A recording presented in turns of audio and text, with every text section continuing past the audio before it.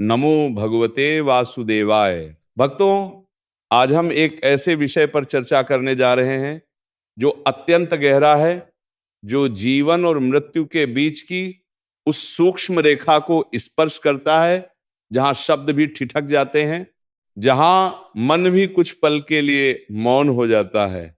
ये विषय न केवल हमारी जिज्ञासा को जगाता है, वो पूरा बल्कि हमारे भीतर एक ऐसी चिंतन की लहर उठाता है जो हमें हमारे अस्तित्व के मूल प्रश्नों की ओर ले जाती है। आप में से बहुतों ने किसी न किसी समय यह देखा होगा, किसी प्रियजन की मृत्यु के पश्चात उनके निश्चल पड़े शरीर को, उनके थम गए हाथों को, उनकी रुकी हुई सांसों को, और उस क्षण में जब सब कुछ शांत हो जाता है, जब घर के कोने कोने में एक अजीब सी खामोशी पसर जाती है, तब कभी कभी एक दृश्य ऐसा होता है जो मन को एक विचित्र भाव से भर देता है। वह दृश्य है उस शांत निष्प्राण शरीर की खुली हुई आंखें। वे आंखें जो कभी हंसती थीं, कभी रोती थीं, कभी जिनमें स्नेह की अथाह गहराई थी। वे आंखें मृत्यु के बाद भी खुली रह जाती हैं, मानो वे कुछ देखना चाहती हों, मानो वे कहीं जाना चाहती हों, मानो उनमें अभी भी कोई प्रश्न अधूरा हो। इस दृश्य को देखकर मन में न जाने कितने प्रश्न उठते हैं, जाने कितनी भावनाएं हिलोरे लेती हैं। और यही प्रश्न आज हम सब के लिए इस प्रवचन का आधार है। लाश की आंखें खुली क्यों रह जाती हैं? ये एक ऐसा प्रश्न है जिसका उत्तर न केवल विज्ञान के पास है, बल्कि हमारे धर्म ग्रंथों ने, विशेष रूप से गरुड़ पुराण ने इसे एक अत्यंत गूढ़ और प्रतीकात्मक अर्थ के साथ स्पष्ट किया है। इस प्रवचन में हम दोनों दृष्टिकोणों को एक साथ देखेंगे, न टकराव में, बल्कि एक संतुलित समझ के रूप में, ताकि जब अगली बार आप इस दृश्य का सामना करें तो आपके मन में भय नहीं, बल्कि एक शांत और गहरी समझ हो। तो आइए अपने मन को थोड़ा शांत करें, अपनी सांसों को स्थिर करें और इस रहस्यमय यात्रा में मेरे साथ चलें उस संधिकाल की ओर, जहां जीवन समाप्त होता है और मृत्यु आरंभ होती है, और जहां वे आंखें खुली रहकर एक अनकहा संदेश छोड़ जाती हैं। मृत्यु, ये शब्द सुनते ही मन में एक विशेष प्रकार की अनुभूति होती है। कुछ लोगों के लिए भय का विषय है, कुछ के लिए रहस्य का, कुछ के लिए चिंतन का, और कुछ के लिए तो ये एक ऐसा सत्य है जिसे वे स्वीकार तो करते हैं परंतु उससे आंखें चुराते हैं। हमारे सनातन धर्म में मृत्यु को कभी भी केवल एक भयावह घटना के रूप में नहीं देखा गया। हमारे ऋषियों ने, हमारे शास्त्रों ने मृत्यु को एक संक्रमण माना है, एक अवस्था से दूसरी अवस्था में जाने का मार्ग। श्रीमद् भगवत गीता में भगवान श्री कृष्ण ने अर्जुन को यही समझाया था, जब उन्होंने कहा था, वासांसि जीर्णानि यथा विहाय नवाणि गृह्णाति नरोपराणि तथा शरीराणि विहाय जीर्णान्यन्यानि संयाति नवाणि देहि। अर्थात जिस प्रकार मनुष्य पुराने वस्त्रों को त्याग कर नए वस्त्र धारण करता है, उसी प्रकार आत्मा पुराने शरीर को त्याग कर नए शरीर में प्रवेश करती है। तो मृत्यु वास्तव में एक परिवर्तन है, एक शाश्वत परिवर्तन, एक अनिवार्य परिवर्तन। परंतु इस परिवर्तन की प्रक्रिया कैसी होती है? जब कोई मनुष्य इस संसार से विदा लेता है तो उस क्षण में क्या होता है? उसके शरीर में, उसकी आत्मा में, उसकी इंद्रियों में क्या क्या परिवर्तन होते हैं? ये जानने के लिए हमें गरुड़ पुराण की शरण में जाना होगा, क्योंकि यह वह ग्रंथ है जो मृत्यु के रहस्यों को सबसे विस्तार से, सबसे गहराई से वर्णन करता है। गरुड़ पुराण, जो भगवान विष्णु के वाहन गरुड़ और स्वयं भगवान विष्णु के बीच के संवाद के रूप में प्रस्तुत है, उसमें मृत्यु की प्रक्रिया का ऐसा विवरण है जो आज भी हमें विस्मित कर देता है। जब कोई व्यक्ति मृत्यु के निकट होता है तो गरुड़ पुराण बताता है कि उसकी पांचों ज्ञानेंद्रियां, आंखें, कान, नाक, जिह्वा और त्वचा धीरे धीरे अपनी शक्ति खोने लगती हैं। पहले वाणी जाती है, व्यक्ति बोलना चाहता है पर शब्द नहीं निकलते। फिर कानों की सुनने की शक्ति क्षीण होने लगती है। फिर शरीर की चेतना, स्पर्श ज्ञान धीरे धीरे लुप्त होने लगता है। और इन सब के बीच सबसे अंत में, या कभी कभी सबके साथ, वह बंद होती हैं आंखें, वह दृष्टि जो इस संसार को देखती आई थी। परंतु कभी कभी वे बंद नहीं होती। और यही हमारे आज के विचार का केंद्र है। ये प्रश्न इतना सरल नहीं है जितना दिखता है। इसकी गहराई में धर्म का अगाध ज्ञान है और इसकी सतह पर विज्ञान की तार्किक व्याख्या है। दोनों को मिलाकर देखें तो एक अत्यंत विलक्षण और विचारोत्तेजक उत्तर सामने आता है।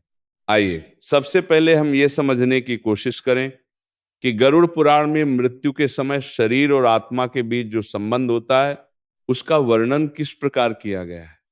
गरुड़ पुराण के प्रेतकल्प खंड में यह बताया गया है कि मनुष्य के शरीर में जो प्राण शक्ति है, जिसे हम प्राण कहते हैं, वह 5 रूपों में विद्यमान रहती है। ये 5 प्राण हैं, प्राण, अपान, समान, उदान और व्यान। इन पांचों का अपना अपना क्षेत्र है, अपना अपना कार्य है। प्राण हृदय और फेफड़ों में रहता है और श्वास प्रश्वास की प्रक्रिया को संचालित करता है। अपान नाभि के नीचे के भाग में रहता है, समान नाभि के आसपास रहता है और पाचन क्रिया को संचालित करता है। उदान कंठ में रहता है और यह अत्यंत महत्वपूर्ण है क्योंकि मृत्यु के समय यही उदान प्राण आत्मा को शरीर के बाहर ले जाने में सहायक होता है और व्यान पूरे शरीर में व्याप्त रहता है। अब जब मृत्यु का समय आता है तो इन पांचों प्राणों की शक्ति क्षीण होने लगती है।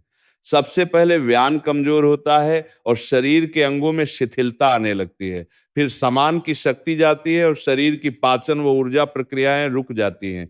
फिर अपान की शक्ति क्षीण होती है और अंत में प्राण और उदान, इन दोनों के बीच एक संघर्ष होता है।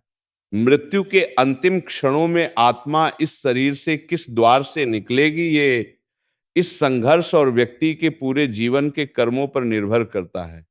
गरुड़ पुराण स्पष्ट रूप से कहता है कि शरीर में 9 द्वार होते हैं, 2 आंखें, 2 कान, 2 नथुने, 1 मुख और 2 उत्सर्जन द्वार।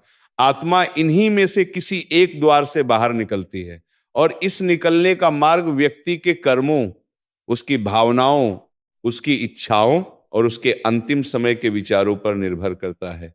अब यहाँ एक अत्यंत महत्वपूर्ण बात आती है। जब आत्मा नेत्रों के मार्ग से निकलती है तो आंखें उस निकास के समय खुली रहती हैं और मृत्यु के पश्चात वे खुली ही रह जाती हैं। ये एक प्रतीकात्मक और आध्यात्मिक संकेत है जिसे गरुड़ पुराण के ज्ञान से समझा जा सकता है।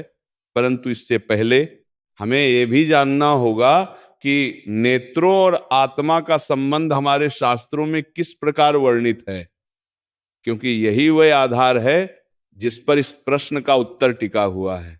हमारे वैदिक और पौराणिक ग्रंथों में नेत्रों को केवल एक शारीरिक अंग नहीं माना गया है। नेत्र आंखें हमारे शास्त्रों में आत्मा का दर्पण मानी गई हैं। कहते हैं कि नेत्रों के पीछे आत्मा की झलक होती है। जब कोई व्यक्ति किसी दूसरे की आंखों में गहराई से देखता है तो वो वास्तव में उसकी आत्मा को देख रहा होता है, उसकी चेतना को, उसके भाव को, उसके अस्तित्व को। उपनिषदों में कहा गया है अक्षिणी वाव सत्यम, अर्थात नेत्रों में ही सत्य का निवास है। बृहदारण्यक उपनिषद में यह कहा गया है कि जो प्राण सूर्य में है वही प्राण हमारी आंखों में है। सूर्य का प्रकाश जिस प्रकार अंधेरे को दूर करता है उसी प्रकार हमारी आंखों की दृष्टि संसार को प्रकाशित करती है। इसीलिए हमारे धर्म में नेत्र को सूर्य के साथ जोड़ा गया है। और जब किसी व्यक्ति की आंखों में वो ज्योति बुझ जाती है, जब उनकी चमक, उनका तेज समाप्त हो जाता है, तो यह संकेत होता है कि उस शरीर में आत्मा की उपस्थिति नहीं रही। परंतु जब वे आंखें मृत्यु के बाद भी खुली रहती हैं तो इसका अर्थ क्या है? गरुड़ पुराण और हमारे अन्य शास्त्रों के अनुसार इसके कई प्रतीकात्मक अर्थ हो सकते हैं।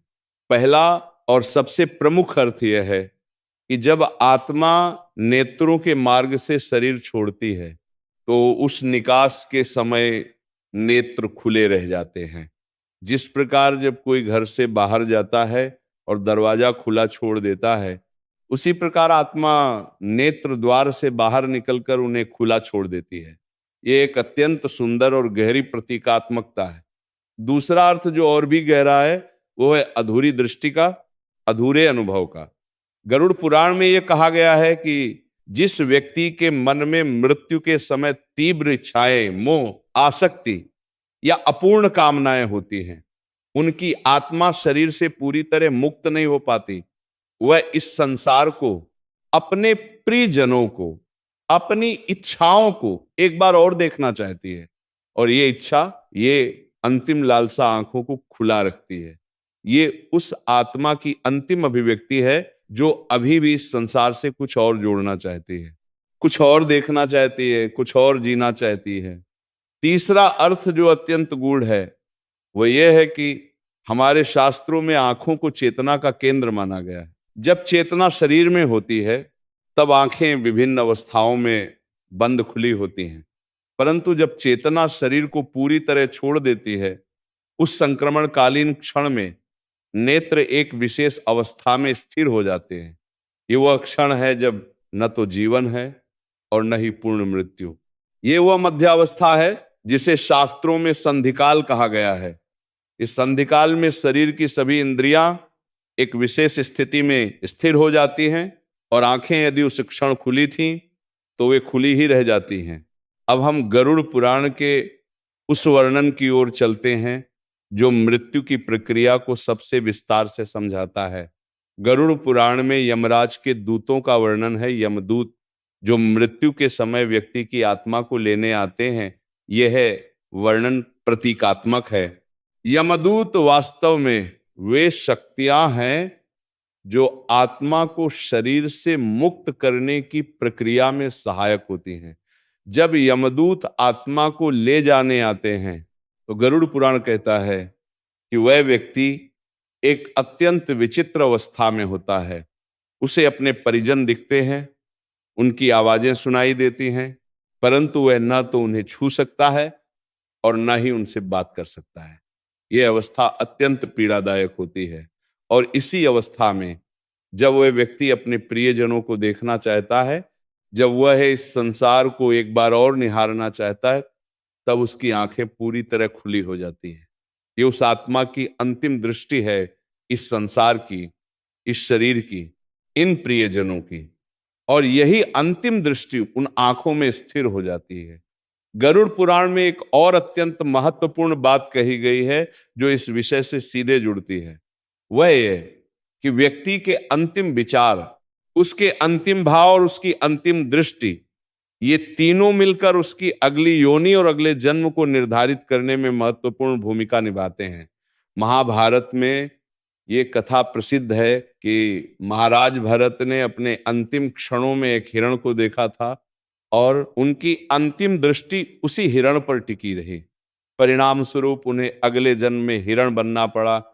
यह कथा हमें ये सिखाती है कि जब हम इस संसार से विदा लेते हैं तो हमारी अंतिम दृष्टि, हमारी अंतिम आसक्ति, हमारा अंतिम विचार, ये सब अत्यंत महत्वपूर्ण है।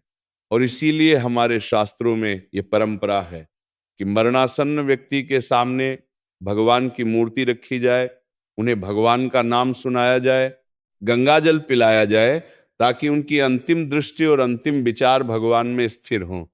यही कारण है कि गरुड़ पुराण में कहा गया है कि यदि मृत्यु के समय आंखें खुली हों और वे आंखें भगवान की मूर्ति पर स्थिर हों तो ये अत्यंत शुभ माना जाता है। इसके विपरीत यदि वे आंखें इधर उधर भटक रही हों, किसी सांसारिक वस्तु या व्यक्ति पर स्थिर हों, तो यह संकेत माना जाता है कि आत्मा पर उस वस्तु का या उस व्यक्ति का मोह है। परंतु यहां एक बात स्पष्ट कर देना अत्यंत आवश्यक है, यह कोई अपशगुन नहीं है, यह कोई भय का विषय नहीं है। यह केवल उस आत्मा की अभिव्यक्ति है, उसकी स्थिति का संकेत है, और हमारा कर्तव्य है कि हम उस आत्मा की शांति के लिए प्रार्थना करें, उसके लिए पुण्य कार्य करें। अब हम उस पक्ष की ओर आते हैं जहां गरुड़ पुराण का वर्णन और भी विस्तृत हो जाता है। वह है प्राण और दृष्टि का संबंध। हमारे शास्त्रों में विशेष रूप से प्राणायाम और योग के ग्रंथों में यह बताया गया है कि नेत्रों में एक विशेष प्रकार की प्राण शक्ति निवास करती है। इसे आलोचन प्राण या दृष्टि प्राण भी कहा जाता है। ये वह शक्ति है जो हमें देखने की क्षमता देती है, न केवल बाहरी संसार को, बल्कि भीतरी संसार को भी। जब कोई व्यक्ति ध्यान में बैठता है और अपनी आंखों को भ्रिकुटी के बीच आज्ञाचक्र पर केंद्रित करता है, तो वह इसी दृष्टि प्राण को जागृत करने का प्रयास करता है। ये वो बिंदु है जहां से आत्मा की चेतना सबसे सूक्ष्म रूप में अनुभव होती है। अब मृत्यु के समय जब पांचों प्राण एक एक करके शरीर छोड़ने लगते हैं, तो ये दृष्टि प्राण भी अपनी शक्ति खोने लगता है। परंतु ये दृष्टि प्राण सबसे अंत में जाता है, क्योंकि ये आत्मा से सबसे निकट से जुड़ा है। इसीलिए आपने देखा होगा कि मरणासन्न व्यक्तियों की अन्य इंद्रियां तो काम करना बंद कर देती हैं, परंतु उनकी आंखें अंत तक कुछ न कुछ देखती रहती हैं।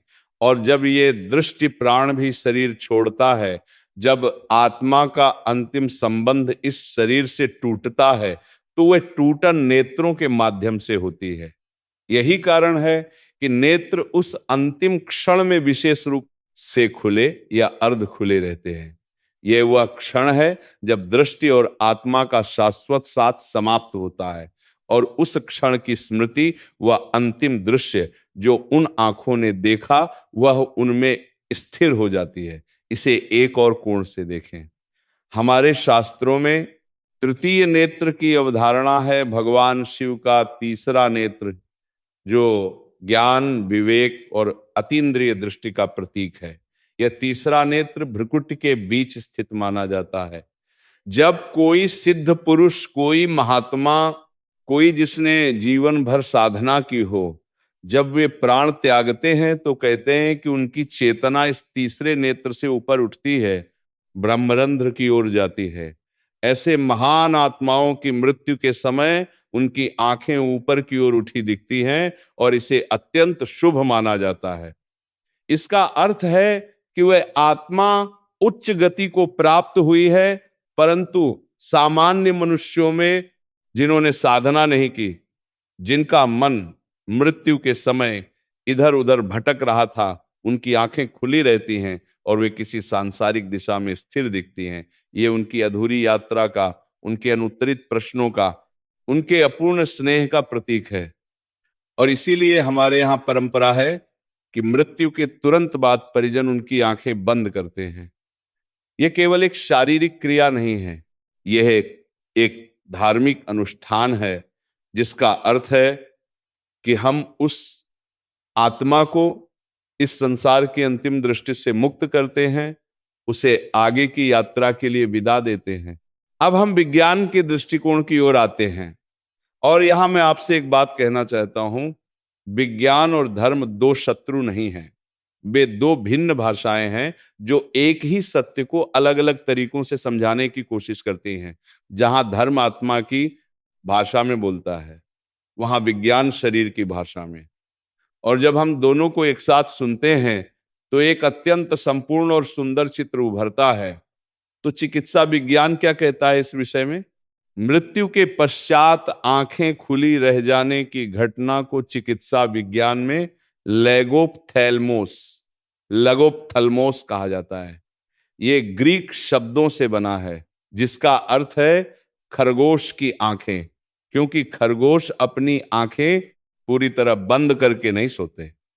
मृत्यु के बाद यह स्थिति क्यों उत्पन्न होती है, इसे समझने के लिए हमें पहले यह समझना होगा कि जीवित अवस्था में आंखें कैसे बंद होती हैं। हमारी आंखें एक विशेष मांसपेशी की सहायता से बंद होती हैं, जिसे ऑर्बिक्युलेरिस ओकुली ऑर्बिक्युलेरिस ओकुली मांसपेशी कहते हैं। ये मांसपेशी आंख के चारों ओर वृत्ताकार रूप में होती है, और जब ये संकुचित होती है, यानी जब मस्तिष्क से संकेत देता है, तो पलकें बंद हो जाती हैं। परंतु इस संकेत के लिए एक सक्रिय तंत्रिका तंत्र की आवश्यकता होती है। मृत्यु के समय जब हृदय की धड़कन रुक जाती है, जब रक्त का प्रवाह थम जाता है, जब मस्तिष्क को ऑक्सीजन मिलना बंद हो जाता है, तब केंद्रीय तंत्रिका तंत्र काम करना बंद कर देता है। और जब तंत्रिका तंत्र निष्क्रिय हो जाता है, तो वह ऑर्बिक्युलरिस ओकुली मांसपेशी को संकुचित रखने का संकेत नहीं दे पाता। परिणाम स्वरूप वह मांसपेशी शिथिल हो जाती है, और जब यह मांसपेशी शिथिल होती है तो पलकें खुल जाती हैं, अथवा जो पलकें पहले से खुली थीं वे खुली ही रह जाती हैं।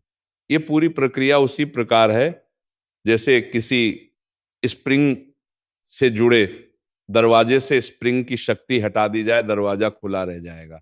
यहाँ एक और महत्वपूर्ण तथ्य है, मृत्यु के कुछ घंटों बाद रिगर मोर्टिस की प्रक्रिया आरंभ होती है। इस प्रक्रिया में शरीर की मांसपेशियां कठोर होने लगती हैं। यदि उस समय तक आंखें खुली हैं तो रिगर मोर्टिस के कारण पलकें और भी कठोर होकर खुली स्थिति में ही जम जाती हैं। इसके अलावा कॉर्निया आंख की पारदर्शी सतह जो आंसुओं और पलकों के निरंतर खुलने बंद होने से नम रहती है, मृत्यु के बाद सूखने लगती है। यह सूखापन भी पलकों को बंद होने में बाधा डालता है। विज्ञान यह भी बताता है कि लगभग 5 से 7 घंटों तक मृत्यु के बाद भी आंखों की कॉर्निया जीवित रहती है। इसीलिए नेत्रदान उसी समयावधि में करना आवश्यक होता है। यह तथ्य अपने आप में अत्यंत विचारोत्तेजक है। जब सारे शरीर में जीवन नहीं रहता, तब भी आंखें, वे आंखें जो दृष्टि का, दर्शन का, चेतना का प्रतीक हैं, कुछ समय तक जीवित रहती हैं। क्या यह संयोग है या इसमें भी कोई गहरा रहस्य है? अब हम उस बिंदु पर आते हैं जहां धर्म और विज्ञान ये दोनों एक दूसरे से मिलते हैं, जहां दोनों की भाषाएं एक ही सत्य को अलग अलग तरीकों से व्यक्त करती दिखती हैं। विज्ञान कहता है कि मृत्यु के बाद तंत्रिका तंत्र निष्क्रिय हो जाता है, मांसपेशियां शिथिल हो जाती हैं और इसी कारण आंखें खुली रह जाती हैं। धर्म कहता है कि मृत्यु के समय आत्मा शरीर छोड़ती है, प्राण का संचार रुक जाता है और नेत्रों में स्थित दृष्टि प्राण अपनी शक्ति खो देता है, और इसी कारण आंखें उस अंतिम अवस्था में स्थिर हो जाती हैं। क्या आप देख सकते हैं, दोनों एक ही घटना का वर्णन कर रहे हैं, केवल उनकी भाषा और दृष्टिकोण अलग हैं। विज्ञान जिसे तंत्रिका तंत्र का निष्क्रिय होना कहता है, धर्म उसे प्राण का शरीर छोड़ना कहता है। विज्ञान जिसे मांसपेशियों की शिथिलता कहता है, धर्म उसे इंद्रियों का विसर्जन कहता है। और विज्ञान जिसे कॉर्निया का जीवित रहना कहता है, वही धर्म की इस मान्यता से मेल खाता है कि नेत्रों में प्राण सबसे अंत में छोड़ते हैं। ये संगति, ये सामंजस्य, यही हमारे ऋषियों की दृष्टि की महानता है। उन्होंने हजारों वर्ष पहले बिना किसी आधुनिक यंत्र के केवल गहन ध्यान और आत्म साक्षात्कार के माध्यम से वह सत्य जाना जो आज विज्ञान प्रयोगशालाओं में सिद्ध कर रहा है। परंतु यहां एक बात और जोड़नी है, विज्ञान शरीर की व्याख्या करता है परंतु उस अनुभव की व्याख्या नहीं कर सकता जो मरते हुए व्यक्ति को होती है। वो ये नहीं बता सकता कि उन खुली आंखों ने अंतिम क्षण में क्या देखा। वो ये नहीं बता सकता कि उस आत्मा ने विदाई के समय क्या अनुभव किया। वो ये नहीं बता सकता कि उन आंखों में जो अंतिम भाव था वो प्रेम था या शांति थी या कोई अधूरी इच्छा थी। इस अनुभव की व्याख्या केवल आत्मा के विज्ञान से हो सकती है, और यह आत्मा का विज्ञान हमें हमारे धर्म ग्रंथों से मिलता है। इसीलिए जब भी आप किसी मृत शरीर की खुली आंखें देखें तो विज्ञान की व्याख्या को तो जाने, परंतु उसके साथ ही उन आंखों के पीछे की आत्मा की यात्रा को भी अनुभव करें।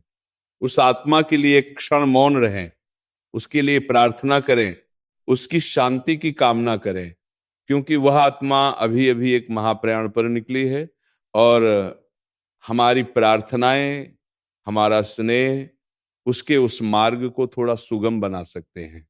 अब हम उस अत्यंत महत्वपूर्ण प्रश्न पर आते हैं जो इस पूरे विषय के केंद्र में है। क्या हम कुछ ऐसा कर सकते हैं जिससे मृत्यु के समय आंखें शांति से बंद हों? क्या इस खुलेपन को रोका जा सकता है?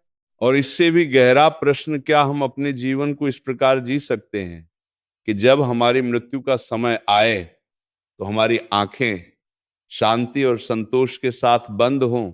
गरुड़ पुराण इस प्रश्न का उत्तर अत्यंत स्पष्टता और गहराई से देता है। वह कहता है, जो व्यक्ति जीवन भर धर्म का पालन करता है, जो सत्य का आचरण करता है, जो दूसरों के लिए सेवा करता है, जो ईश्वर में श्रद्धा रखता है, जो लोभ मोह और अहंकार से मुक्त होने का निरंतर प्रयास करता है, उसकी मृत्यु शांतिपूर्ण होती है। उसके प्राण सहजता से शरीर छोड़ते हैं। उसकी आंखों में अंतिम क्षण में एक शांत तृप्त भाव होता है। और कभी कभी ऐसे महापुरुषों की आंखें मृत्यु के समय स्वाभाविक रूप से बंद हो जाती हैं, क्योंकि उनकी आत्मा पर किसी सांसारिक वस्तु का मोह नहीं होता। वह स्वतंत्र और हल्की होती है और वह बिना किसी अवरोध के शरीर छोड़ देती है। इसके विपरीत जिस व्यक्ति का जीवन मोह, लालच, अहंकार और असंतोष से भरा रहा, जिसने दूसरों को कष्ट दिया, जिसने अपने कर्तव्यों की उपेक्षा की, उसके प्राण कठिनाई से निकलते हैं। उसकी आत्मा इस संसार से मुक्त होने में संघर्ष करती है और उसकी आंखें, जो अभी भी इस संसार को देखना चाहती हैं, जो अभी भी यहां रुकना चाहती हैं, खुली रह जाती हैं। ये कोई अभिशाप नहीं है, ये कोई दंड नहीं है, ये केवल उस आत्मा की अवस्था का प्रतिबिंब है। परंतु इसका एक व्यावहारिक और अत्यंत महत्वपूर्ण संदेश है, और वह ये कि हमें अपना जीवन इस प्रकार जीना चाहिए कि जब वह अंतिम क्षण आए तो हम तैयार हों, हम पूर्ण हों। हमारे मन में कोई अधूरी बात न हो, कोई अनकहा प्रेम न हो, कोई अनसुलझा विवाद न हो। जो प्रेम करते हो उन्हें बताओ, जिनसे क्षमा मांगनी हो मांगो, जिनसे माफ करना हो माफ करो, जो काम करने करो, जो बात कहनी है कहो, क्योंकि कल का कोई भरोसा नहीं। और जब वो क्षण अचानक आए, और वो अक्सर अचानक ही आता है, तो हमारी आंखें शांति से, संतोष से ईश्वर के दर्शन करते हुए बंद हो। यही जीवन की सफलता है, यही मृत्यु की सुंदरता है, और यही हमारे शास्त्रों का संदेश है। गरुड़ पुराण ये भी कहता है कि जिस घर में किसी की मृत्यु होती है, उस घर के लोगों का एक कर्तव्य है कि वे मृत व्यक्ति के समक्ष धर्म ग्रंथों का पाठ करें, उनके नाम पर दान करें, उनके लिए श्राद्ध और तर्पण करें। इन क्रियाओं का उद्देश्य केवल परंपरा का पालन नहीं है, इनका गहरा अर्थ है। ये क्रियाएं उस आत्मा को आगे की यात्रा के लिए शक्ति और सहारा देती हैं। जिस प्रकार एक यात्री को लंबी यात्रा पर निकलते समय भोजन, आशीर्वाद की आवश्यकता होती है, उसी प्रकार आत्मा को भी इस महायात्रा में हमारी प्रार्थना और पुण्य कर्मों की आवश्यकता होती है। तो जब आप किसी मृत व्यक्ति की खुली आंखें देखें तो उन्हें धीरे से बंद करें। ये एक प्रेम पूर्ण विदाई है, और मन में ये प्रार्थना करें कि उस आत्मा की यात्रा शांतिपूर्ण हो, उसे अपने अगले गंतव्य तक सहजता से पहुंचने का मार्ग मिले।